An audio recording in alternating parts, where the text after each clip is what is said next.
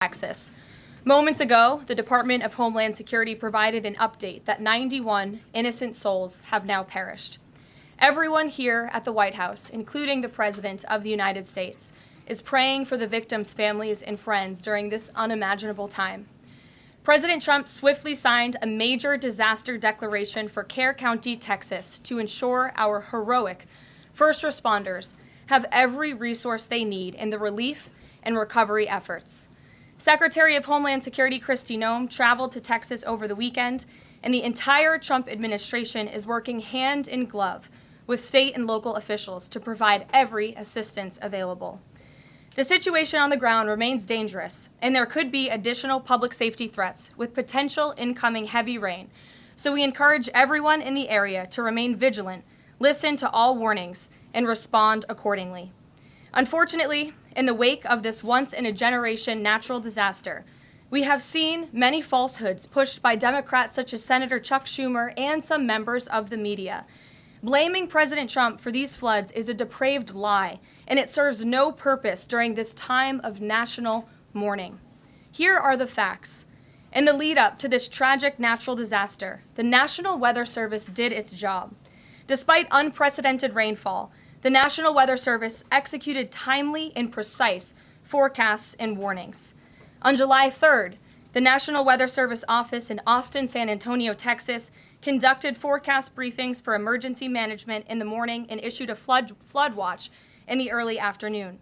Flash flood warnings were also issued on the night of July 3rd and in the early morning of July 4th, giving preliminary lead times of more than 3 hours before flash flooding conditions occurred. And the National Weather Service office in New Braunfels, which delivers forecasts for Austin, San Antonio, and the surrounding areas, had extra staff on duty during the storms, despite claims of the contrary. So to any person who has deliberately lied about these facts surrounding this catastrophic event, you should be deeply ashamed. At this time, the administration's focus will be giving the victims and their communities the support they deserve during these recovery efforts in this tragic time. May God bless the great people of Texas, especially the parents who have lost their children. President Trump loves you. We are praying for you, and he will be traveling to see you later this week. Moving along to some further scheduling announcements. Tonight, President Trump will host the Prime Minister of Israel, Benjamin Netanyahu, for dinner, where they will discuss the positive developments taking place in the Middle East region. Tomorrow, the President will host his 6th cabinet meeting of his 2nd term. Many of you will be invited to cover that. And on Wednesday, the President will host leaders from 5 African nations for lunch in the state dining room. In other news, after the historic signing on the South Lawn of the White House on the 4th of July, President Trump's One Big Beautiful Bill is now the law of the land. Republicans in Congress met the once-in-a-generation moment and codified the Make America Great Again agenda into law. After this monumental achievement, no other president in modern history has worked harder and faster to fulfill their campaign promises than Donald Trump. The One Big Beautiful Bill will get the United States of America firing again on all cylinders. It's safe to say that over the past few weeks, the president has delivered on many, many wins. For the 4th month in a row, jobs numbers beat market expectations with nearly 150,000 good jobs created in the month of June. The American economy has now added nearly 700,000 jobs since January 2025, with American-born workers accounting for all job gains. President Trump drove illegal border crossings to another historic low in the month of June, and Border Patrol once again released 0 illegal aliens into our country. The Supreme Court stopped activist judges from imposing nationwide injunctions and cleared the way for President Trump to carry out his popular and common sense agenda. The University of Pennsylvania agreed to all of the Trump administration's demands and will now keep men out of women's sports. President Trump secured his trade deal with Vietnam, giving the United States total access to their markets. Because of President Trump's unleashing American energy dominance, gas prices are at 4-year lows. And when adjusted for inflation, gas prices are near the lowest levels we've seen in the last 20 years. NATO members agreed to raise defense spending to 5% of GDP, a foreign policy feat long thought impossible until President Trump made it happen. The Operation Midnight Hammer obliterated Iran's nuclear capabilities, taking out this imminent national security threat not just to the United States, but to the entire world. The president secured a ceasefire between Israel and Iran, ending the 12-day war. The president brokered a historic peace agreement between Rwanda and the Democratic Republic of Congo. Pakistan nominated President Trump for the Nobel Peace Prize in recognition of his decisive diplomatic intervention to prevent a nuclear war between India and Pakistan. Blue-collar wage growth has seen its largest increase in nearly 60 years, and President Trump has defeated Joe Biden's inflation crisis with core inflation at the lowest level since March of 2021. And just about all of that has happened in the last 3 weeks, and I know you all know it because you've been very busy here covering it along with us. So with that, I will take your questions today as we kick off another very busy week here at the White House. We'll lead with our new media seat, Brian Glenn, who is, of course, very present in this briefing room. He's put in a lot of hours covering this president, so we're glad you finally have a seat today. Brian, go ahead. It feels great to sit down. Thank you very much. You're welcome. I want to go back to the hurricane. You said that President Trump is scheduled to go to Texas later this week. Can you speculate on what day and what he has plans? Sure. The White House is currently arranging those travel plans. We hope that it will be later this week, likely on Friday, but of course we want to do it at the most appropriate time on the ground for state and local officials. We don't want to interrupt the recovery efforts, but we're planning tentatively for a Friday trip, and when that becomes final, we'll let all of you know, as we always do. And you gave a little bit of reaction earlier, but the National Weather Service, the union, actually publicly stated they had an adequate staff on hand to forecast and predict the storm. You shared your thoughts earlier on how the way the left has really weaponized this to blame the deaths in Texas on Trump. Want to comment on that again? Yeah, I just do think those comments are depraved and despicable, especially when so many Americans are mourning the loss of their children. The National Weather Service, as I said, did its job. Many experts, many meteorologists have said that. Many of you in the media, in all fairness, have said that as well. Unfortunately, not all. And many Democrat elected officials are trying to turn this into a political game, and it is not. This is a national tragedy, and the administration is treating it as such. We know the National Weather Service provided early and consistent warnings. They gave out timely flash flood alerts. There were record-breaking lead times in the lead up to this catastrophe. There is ongoing flood monitoring, and these offices were well staffed. In fact, one of the offices was actually overstaffed. They had more people than they need. So any claim to the contrary is completely false, and it's just sad that people are pushing these lies. Can I just get one more? Sure. Kind of a little bit of breaking news. The Department of Homeland Security is moving to end the TPS status on Honduran and Nicaraguan migrants. Yes. Any plans to adding additional countries that you could be targeting? Just a reaction. Sure. Well, I won't get ahead of the Department of Homeland Security on additional countries, but as you pointed out, they did end temporary protective status for Nicaraguans and Hondurans in this country because TPS, temporary protective status, is temporary by definition. It is not meant to be a permanent path to residency or citizenship here in the United States of America. It was originally granted to Nicaraguans following a natural disaster in 1999. That doesn't sound very temporary to me. And as well as Hondurans in 1999 after the impact of Hurricane Mitch in 1998. And so this administration is doing what it promised to do. And if individuals from these countries want to come here, they have a legal pathway to do it, but temporary protective status was never meant to be permanent. The previous administration abused this status and this parole program, essentially treating it as such, and we're not going to tolerate that any further. Thank you, Brian. Megan. Secretary Bessent said yesterday that countries will boomerang back to the April 2nd tariff level starting August 1st. Why did the president decide to have those tariffs not take effect Wednesday as originally scheduled? And then I was also wondering if you could share, obviously we saw the letters the president sent out on Japan and South Korea, but if any other major U.S. trading partners are getting letters today. Sure, yes, I can confirm. In fact, I have those letters. If you could get me the folder with the letters in them, Liz, they're right in the previous office. I have the signed letters that went out to both South Korea and Japan today, and there will be approximately 12 other countries that will receive notifications and letters directly from the President of the United States. And weeks ago, I stood at this podium and I told all of you that the President was going to create tailor-made trade plans for each and every country on this planet. And that's what this administration continues to be focused on. The president will also sign an executive order today delaying the July 9th deadline to August 1st. So the reciprocal tariff rate or these new rates that will be provided in this correspondence to these foreign leaders will be going out the door within the next month, or deals will be made. And those countries continue to negotiate with the United States. We've seen a lot of positive developments in the right direction, but the administration, the president, and his trade team want to cut the best deals for the American people and the American worker. That's what they're focused on. And in the effort of transparency, these letters will continue to be posted to Truth Social, so you can enjoy them yourself. Go ahead. Thanks, Caroline. Just about the visit of Prime Minister Netanyahu today, I was just wondering why that is not open to the press. Previous visits by him, we've had Oval Office press conferences. Does that reflect somehow the kind of sensitivity of this particular visit? No, they're having a private dinner. There's many important matters that are obviously ongoing in the region, as you know. The utmost priority for the president right now in the Middle East is to end the war in Gaza and to return all of the hostages.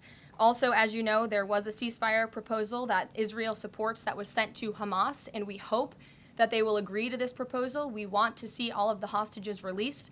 That's on the top of the president's mind, so that will be discussed, as well as the many other positive developments we've seen in the Middle East. I want to go back to the trade deals. As you see, we have these beautiful letters that the president has signed. This one is to the President of the Republic of Korea, original signature on that, and these will be mailed. And then here we also have another letter to the Prime Minister of Japan as well. Both countries will be receiving a 25% tariff rate effective on August 1st. Go ahead. Thank you so much. You said it, and the president said it many times. You want to see an end to the war in Gaza. Will he give guarantees during this 60-day period of ceasefire that actually the war will end? Because this is a sticking point with Prime Minister Netanyahu, and I'm wondering if they see eye to eye on this point. And how do you see the next day? What the next day in Gaza will look like? Look, right now the president is focused on today and to get the Hamas to agree to this ceasefire. I don't want to comment on the details of the arrangement out of respect for these negotiations, but a agreeable and appropriate ceasefire proposal has been sent to Hamas. And I can also tell you Special Envoy Witkoff intends to travel to Doha later this week, where he will continue to engage in these discussions. And the Qataris and the Egyptians have been incredibly helpful partners in mediating these negotiations and discussions to bring peace to this region and end this conflict once and for all. Kristen. Two questions. Thank you, Carol. Sure. The first question is President Trump reconsidering his plan to phase out FEMA, given what officials have said is their critical role on the ground now in Texas? Look, the president wants to ensure American citizens always have what they need during times of need. Whether that assistance comes from states or the federal government, that's a policy discussion that will continue. And the president has always said he wants states to do as much as they can, if not more. And in the case of Texas, the state and local officials are doing a tremendous job. And I know the president, Secretary Noem, and the federal government are very proud to be working with them. And the president has promised to give Texas the assistance that they need during this tragic time. Just one follow-up on cuts overall. Over the weekend, President Trump said that Elon Musk was a train wreck. Are there, given this current viewpoint, are there concerns within the White House or from the president himself over the cuts that happened under Musk while he was advising DOGE, including the National Weather Service? I think I've already addressed that, Kristen, and what I can tell you is that these offices were fully staffed. The San Angelo office was fully staffed with 12 forecast meteorologists. There were no vacancies. The San Antonio office was operating with 11 forecasters, and as Brian said, the union themselves said that there was adequate staffing. So I think those words speak for themselves, and the numbers speak for themselves. This was a once-in-a-century flash flood, a tragic natural disaster, and the administration is doing all that we can on the ground to help these families during this time of need. Jeff. Thanks very much, Caroline. Just following up on Kristen's question, is it still the president's plan to phase FEMA out by the end of this year? I just answered Kristen's question for you. Hold on, one more. Sure, I'll give it to you. Go ahead. The follow-up on trade as well. 12 more letters coming, you said. Can you give us a sense of which countries those are? I'll let the president reveal those in very due time. Keep your eyes on Truth Social. Michael, in the back. Thank you, Caroline. An armed shooter today was shot in McAllen, Texas, after opening fire on Border Patrol agents. Comes just days after Democratic Congresswoman Pramila Jayapal recently said she gets, quote, inspired when activists obstruct ICE. Does the White House expect Democrats to tone down their rhetoric in light of what we saw today in McAllen, Texas? We certainly call on Democrats to tone down their rhetoric against ICE and Border Patrol agents who, again, are everyday men and women. I would encourage AOC and other Democrats to actually meet with the United States Border Patrol. These are honorable Americans who are just simply trying to do their job to enforce the law, They go home to their families every night just like we all do, and they deserve respect and dignity for trying to enforce our nation's immigration laws and to remove public safety threats from our communities. The White House is aware of the shooting that took place today in Texas, and we are working with the appropriate federal agencies to get to the bottom of what happened. Caroline, the DOJ and FBI have now concluded there was no Jeffrey Epstein client list. What do you tell MAGA supporters who say they want anyone involved in Jeffrey Epstein's alleged crimes to be held accountable? This administration wants anyone who has ever committed a crime to be held accountable, and I would argue this administration has done more to lock up bad guys than certainly the previous administration. And the Trump administration is committed to truth and to transparency. That's why the Attorney General and the FBI Director pledged at the President's direction to do an exhaustive review of all of the files related to Jeffrey Epstein's crimes and his death. And they put out a memo in conclusion of that review. There was material they did not release because, frankly, it was incredibly graphic and it contained child pornography, which is not something that's appropriate for public consumption. But they committed to an exhaustive investigation. That's what they did, and they provided the results of that. That's transparency. Follow up on that, Sure. Caroline. Okay, so the FBI looks at the circumstances surrounding the death of Jeffrey Epstein. According to the report, this systematic review revealed no incriminating client list. So what happened to the Epstein client list that the Attorney General said she had on her desk? Well, I think if you go back and look at what the Attorney General said in that interview, which was on your network, on Fox I've News. got the quote. Go ahead. John Roberts said, DOJ may be releasing the list of Jeffrey Epstein's clients. Will that really happen? And she said, it's sitting on my desk right now to review. Yes, she was What? saying the entirety of all of the paperwork, all of the paper in relation to Jeffrey Epstein's crimes. That's what the Attorney General was referring to, and I'll let her speak for that. But again, when it comes to the FBI and the Department of Justice, they are more than committed to ensuring that bad people are put behind bars. They have an operation going on right now called Summer Heat, which has our murder rate trending in the lowest direction in United States history. Their emphasis on violent crime and locking up violent criminals has led to the arrest of 14,000 violent criminals. That's a 62% increase from the same time period last year. So this Attorney General and the FBI Director are committed to putting bad people behind bars where they belong. They promised an exhaustive review. That's what they did. For any further details, I would refer you to the Department of Justice. Kate. Thanks, Caroline. With Prime Minister Netanyahu visiting the White House today, yesterday the president said that he was working on a more permanent deal with Iran, but several days ago he didn't think one was necessary. What changed? Well, when you asked me about this, or when you all asked me about this several weeks ago, I said the president thought maybe an Iran deal was not necessary, but of course the president is always interested in peace and diplomacy. That remains true. And the administration continues to be in contact, both directly and indirectly, with the Iranians on a deal. And then on tariffs, you're now delaying the deadline from July 9th to August 1st. Is that an acknowledgement that perhaps the administration found it more difficult to negotiate these trade deals, or whatever happened to 90 deals in 90 days? No, it's an acknowledgement that this administration is doing what's best for the American worker, and we want the best deals possible for our workers, for our manufacturing base, for our middle class, and they are doing this deliberately and appropriately on behalf of our country's interests. Josh. A couple more on the tariffs. You said about 12 more letters. There were about 55 or so countries, including the EU as a bloc, that were facing this tariff increase. All of those, to understand you correctly, are now deferred to August 1st, right? Correct. And on the 12, what happens with the remaining, whatever it would be, 40-something? So just 12 today. There will be additional letters in the coming days. So all of them are going to get a letter at some point? Correct. Okay, and can you tell me why he decided to start with South Korea and Japan? Are they annoying him? It's the president's prerogative, and those are the countries he chose. And on the sectoral tariffs, it's our understanding that these continue to be a separate track. We're still waiting on a bunch of those. That's Can you right. give us any timing update on when he's going to move on, for instance, semiconductor tariffs and other things that are still in the hopper? I don't have a timing update, but for where they are in the process, I would defer you to the Department of Commerce. Should we expect deals finally as well? He announced his Vietnam deal. Are you close on any other countries? The president and the administration, yes, we are close. But again, the president wants to ensure these are the best deals possible. And I would add just one more thing on trade and tariffs to wrap it up.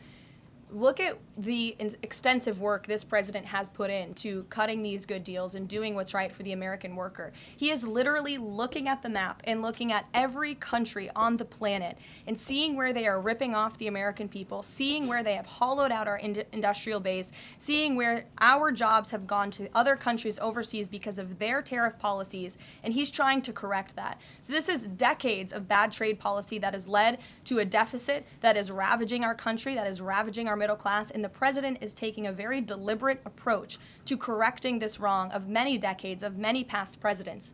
And so I think he should be commended for the time and the effort that he is putting into this. And the fact that he has announced a framework with China, a trade deal with the United Kingdom, a trade deal with Vietnam, and many others to come in just a matter of 6 months is truly historic, and it's a testament to this president and his trade team who are working around the clock to get this done.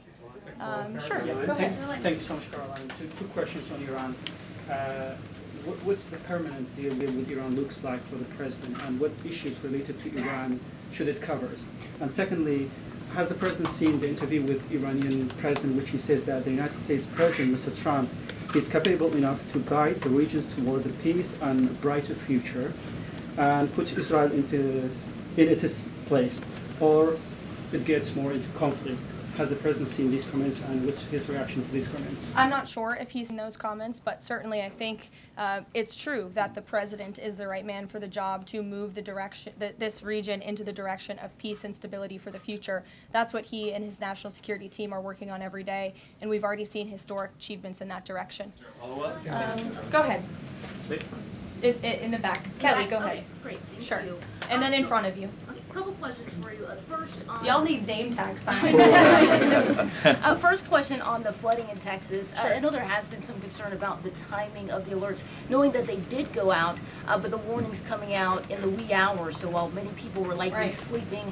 Can you share just details what you know about why those warnings were sent while people were likely sleeping, and then what the administration is doing to ensure that these alerts come out sooner? Well, the alerts imminently were sent out before the flood when people were sleeping, because the flood hit in the very early hours of the morning. So people were sleeping in the middle of the night when this flood came. That was an act of God. It's not the administration's fault that the flood hit when it did. But there were early and consistent warnings. And again, the National Weather Service did its job. On July 2nd, there were initial notices of potential weather and flooding risks were issued. On July 3rd, escalating warnings throughout the day with a flood watch issued at 1:18 p.m. And then later at 6:10 p.m. on July 3rd, the Weather Prediction Center warned of excessive rainfall and a high likelihood of flash flooding. At 6:22 p.m. July 3rd, National Weather Center issued a hydraulic warning highlighting considerable flooding risks, including in Caryville County. And then there were the timely flash flood alerts at 11:41 p.m., 1:14 a.m., and then another flash flood emergency warning issued at 4:03 a.m. just before the flood hit. So those were all of the warnings that went out to the affected area and region. Go ahead. One question on education funding Go for ahead. states and local Thank you very much. I appreciate it, districts. Caroline. Two questions for you related to the Prime Minister's visit today. Number one, there's a report circulating that the Gaza Humanitarian Foundation provided a proposal to the White House to build these so-called humanitarian transit areas inside and outside of Gaza. The GHF is insistent it has nothing to do with that proposal. Can you shed any light on whether the White House has received such a proposal, and if so, from whom? I'm unaware if a proposal from the Gaza Humanitarian Foundation was sent to the White House. I haven't seen it, but I can ask our National Security Council. And also a document circulating that the White House is prepared to lift the Foreign Terrorist Organization designation from HTS, the group of President al-Shara in Syria. Can you confirm that that's taking place? Again, I haven't heard that, or I'm not aware of that action taking place. As you know, we did lift particular sanctions on Syria, but we did leave them on for particular terrorist groups. If that has changed, we will, of course, let you know if there's a change in policy, but I'm unaware of one at this time. Sure, go ahead. Me? Hi, Caroline. Thank you. Ahead of And then you can go too, since you're so eager. ahead of the president's meeting with Prime Minister Netanyahu today, is there a scenario where Israel has made it clear that they will not bring an end to this war until Hamas is decimated? And the president just 5 months ago suggested a potential takeover of Gaza. Is there a situation where tonight the two men will change their posture, and in the scenario that Hamas turns over the remaining hostages, that the war could come to a permanent end, and that they will seek that under that scenario that they would essentially try to bring this war to a permanent end beyond just that 60-day ceasefire. Again, you're putting hypothetical situation in the air, so I don't want to comment on that out of respect for these ongoing negotiations and discussions that are taking place. But as for the takeover of Gaza, I don't believe the president ever said that. I think he discussed a rebuilding of Gaza once this war is over. This has become an uninhabitable place for human beings, and the president has a big heart. He wants this to be a prosperous, safe part of the region where people and families can thrive, and there will be a need for a real rebuilding effort when the time comes. But right now we need to end this war, and we need to bring all of the hostages home. The president is adamant about that. The war tonight? Look, again, I will let the president speak for himself later if he decides to comment on the details of the agreement, but out of respect for the discussions, I won't do that from the podium. Go ahead. So Congressman Lawler and Gottheimer have introduced a bill in Congress, the Bunker Buster Act, that would allow the United States to sell B-2 bombers and bunker buster bombs to Israel. Is that something the president would support? Well, I don't know if the president's aware of the Bunker Buster Act, but I will ask him and see what his opinion on that is. I'm not sure. All right, thank you. Caroline. Thank you, Caroline. Building off of the question earlier about the shooter in Texas who targeted ICE, Axios reported today, I believe, that Democrat lawmakers were saying their constituents are calling on them to be more violent when they go to ICE facilities, including, I believe, they want them to shed blood, and that they said that Democrat lawmakers should be willing to get shot themselves. Can you respond to that, and do you have concerns that any of these lawmakers might act on the wishes of their constituents? It's hard to believe anyone with morals in this country or decency would say such a thing. Obviously, the White House condemns that rhetoric, and we condemn violence of any kind. This administration is simply trying to enforce our laws, and we must be a nation of law and order. You cannot simply waltz across our border and live here illegally and expect to stay. We are going to enforce our nation's laws, and the men and women who are doing that are doing so in a respectful way. They are doing so within the confines of the law, and they are just trying to do their jobs. And we condemn any violence or any calls for violence of any kind against any American. Go ahead. Thank you, Caroline. I wanted to ask you if... I was not calling on you, but you can go ahead. It's fine. There's a lot of people in here today. President Trump already saw the letter that the Colombian President Gustavo Petro sent him, apologizing for his comments a few weeks ago, suggesting that there was an involvement from the U.S. government in an alleged coup d'etat in Colombia. And Secretary Rubio recalled the U.S. Chargé d'Affaires in Colombia. Did President Trump saw that letter, and what do you think about the comments from President Petro suggesting that the U.S. has some kind of involvement in a coup? I'm not sure if the president has seen that letter, but I can check with him in the National Security Council. We will get you a response if you follow up with my team. We will find out for you. Caroline. Sure, go ahead. Iris, go ahead. Thank you, Caroline. Thank you, Caroline. On two topics. First, I love how excited everyone is on Monday. Yes, Raquel, you can go after. On two topics. First, tariffs. The president announced last night that any countries aligning themselves with the anti-American policies of BRICS That's right. will be charged with an additional 10% tariff. Can you tell us more details on that? What specific policies is the president talking about here? What policies should countries stay away from to avoid being subject to additional tariffs? Sure. Well, the president feels, generally speaking, that BRICS is seeking to undermine the interests of the United States. It's the president's utmost responsibility to put the interests of the United States first. That's how he views his job as president. So he's going to ensure that America is fairly treated on the world stage, and he'll take any action necessary to prevent countries from taking advantage of the United States and our people.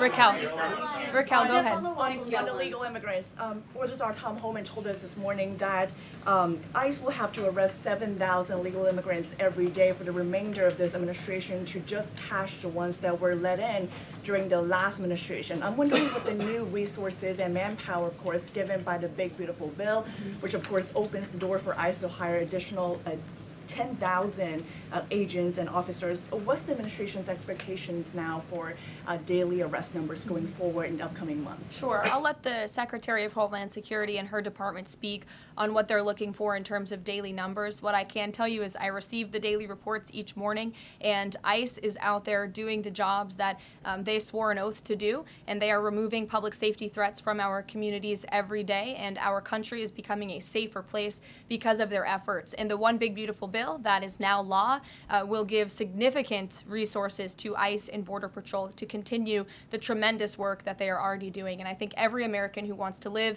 in a safe neighborhood should be grateful for their efforts. Raquel. Thank you, Caroline, Just so much. Raquel, and then I can go to you. So much. And then you, Dr. Harper. Thank you, Caroline. It's a follow-up on the BRICS question.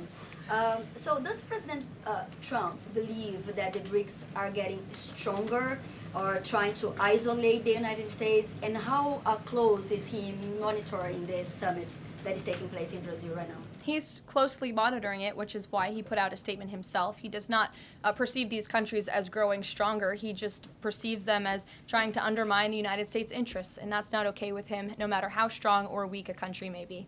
Go ahead. Yes, go ahead. Yes. As promised, yes, go ahead. Thank you. Does Trump have a vision for post-war Gaza? You mentioned, he's talking about now the ceasefire, but does he support permanent or temporary Israeli presence in the Gaza Strip? Does he continue to see a continued role for the Gaza Humanitarian Foundation to continue to operate in the Gaza Strip? Well, as you know, because we've talked about it before, the president has directed aid to be moved into the region, and that has been taking place. You've actually seen people in the Gaza Strip yelling out, "Thank you, Trump," for the aid and for the meals that they have received, because the previous administration never did that for some reason. But this president, again, wants to see peace and stability in the region. So as I outlined previously, he views this part of the region as having a real chance at being peaceful and prosperous. But again, we need to end this war. We need to get all the hostages home, and Hamas needs to accept this proposal in order to do that. Dr. Harper, go ahead. I'm Dr. Anthony Harper with the Intermountain Christian Youth. Thank you for taking my questions. Given the nature of the Palestinian Authority, with their pay to slay, teaching Jew hatred to children, corrupt leaders, and no elections for 19 years, who does President Trump support to govern Area A and Area B to prevent Hamas from ruling? And what is President Trump's position on Israeli sovereignty? Sure. Well, the president believes Israel, of course, has a right to defend itself. As for the first part of your question, you're getting ahead, Dr. Harper. As I told you, the president wants Hamas to accept this proposal right now. He wants to see peace in this region, and he's committed to doing that. Sean. Hey, Caroline, can you just please walk us through the decision to halt the supply of weapons to Ukraine at a time when Russia is really hitting Ukrainian cities and civilians? Was that the president who decided that, or did the Pentagon do it without his approval? No, neither of those things are true. I'm happy to walk you through it. This was a standard review by the Pentagon of all weapons and all aid and all support that the United States is providing all countries and all regions around the world, not just Ukraine.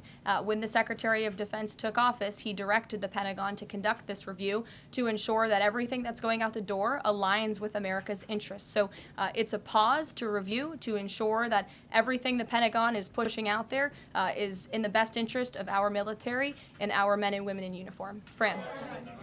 Two questions on Israel. You suggested that Hamas is the impediment currently to a ceasefire. So if not a ceasefire deal, then what does the president hope to achieve with tonight's dinner with the prime minister? Again, you guys are getting around to a lot of hypotheticals. I don't want to get ahead of the president, but there are many other issues to discuss with Prime Minister Netanyahu tonight related to the region and just the entire world. So this will be a dinner to talk about Operation Midnight Hammer, which was incredibly successful, to talk about peace in Gaza and ending that conflict, as well as many other topics of discussion in relation to Israel and the United States.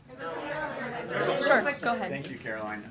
Given the fact, this is on the trade letters, given the fact that the president put into effect the tariffs on April 2nd and then put the pause into place, is the president at all concerned that these countries that are receiving the letters won't take them seriously because the deadline seems to have shifted already and may shift again?